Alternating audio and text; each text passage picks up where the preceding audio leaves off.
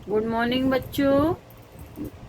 कक्षा 11 के सभी छात्र छात्राएं ध्यान दें। मैं आपकी विषय अध्यापिका मंजू गुप्ता आपको आपकी हिंदी पुस्तक के काव्य खंड का पहला पाठ साखी पढ़ा रही हूँ, जिसके आगे का दोहा मैं आपको पढ़ाने जा रही हूँ। साखी के रचयिता कबीरदास हैं, जो भक्ति काल की निर्गुण भक्ति शाखा के ज्ञानाश्रय शाखा के सर्वोत्कृष्ट कवि हैं। उन्हीं का दोहा मैं पढ़ाने जा रही हूँ। कबीर हरि रस यों पिया, बाकी रही न थाके, पाका कलश कुमार का, बहुर न चाड़ै चाक। प्रस्तुत साखी में मनुष्य की तृष्णा का कारण कबीर ने संसार में आवागमन अर्थात जीवन मृत्यु के चक्र में फंसना बताया है। कबीर यहाँ पर इसी दार्शनिक सत्य को प्रकट करते हैं।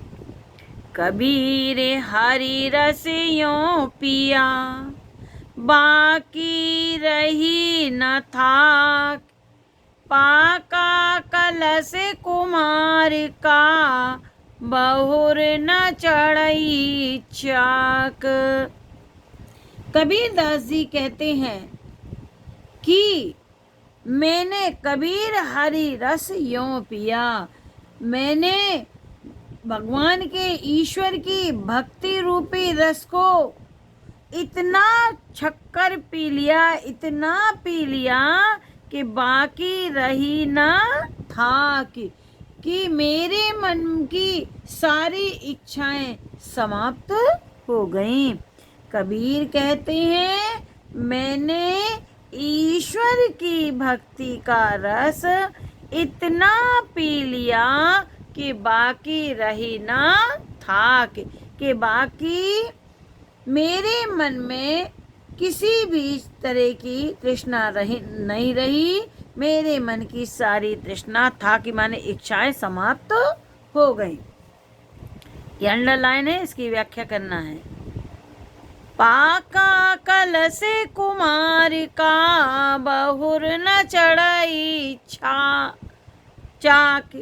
कबीरदास जी कहते हैं जिस प्रकार से कुमार का घड़ा जब पक जाता है, पाका कलश कुमार का, कबीरदास जी कहते हैं जिस प्रकार कुमार का घड़ा जब पक जाता है तो बहुर न चढ़ई चाक, तो फिर उसे चाक पर चढ़ाने की आवश्यकता नहीं होती। ठीक उसी प्रकार से मेरे मन में अब कोई सांसारिक इच्छा शेष नहीं रही और इस स्थिति में आकर मैं आवागमन के चक्र से मुक्त हो गया।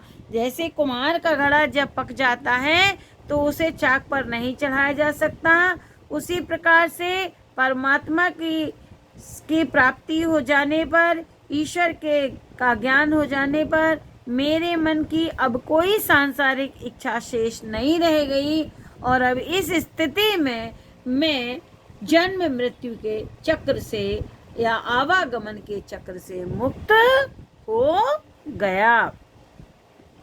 बच्चों, कुछ प्रश्न हैं जिसको आपको करना है। वह प्रश्न इस प्रकार हैं, जो आप देखें आपको उसके उत्तर देंगे।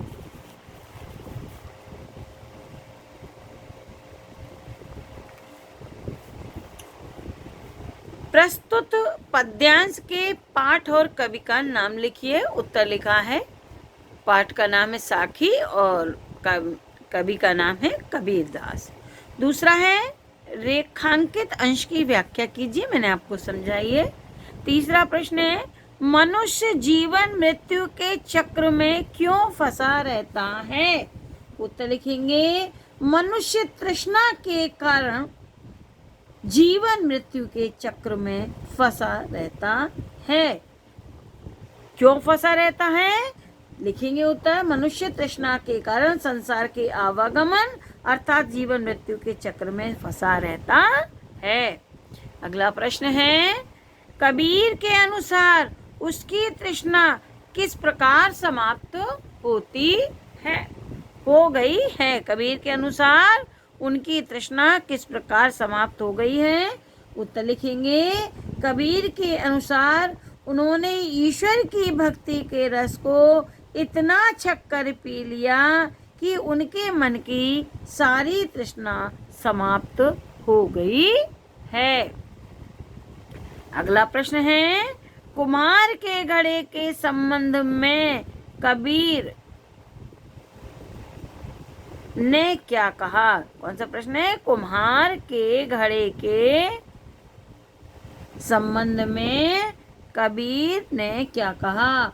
उत्तर लिखेंगे, कुम्हार के घड़े के संबंध में कबीर कहते हैं, जिस प्रकार कुम्हार का घड़ा पक जाता है तो उसे चाक पर चढ़ाने की आवश्यकता नहीं है, उसी प्रकार उनके मन में भी अब कोई इच्छा शेष नहीं रही। अब उन्हें संसार में पुनः वापस आने की आवश्यकता नहीं है।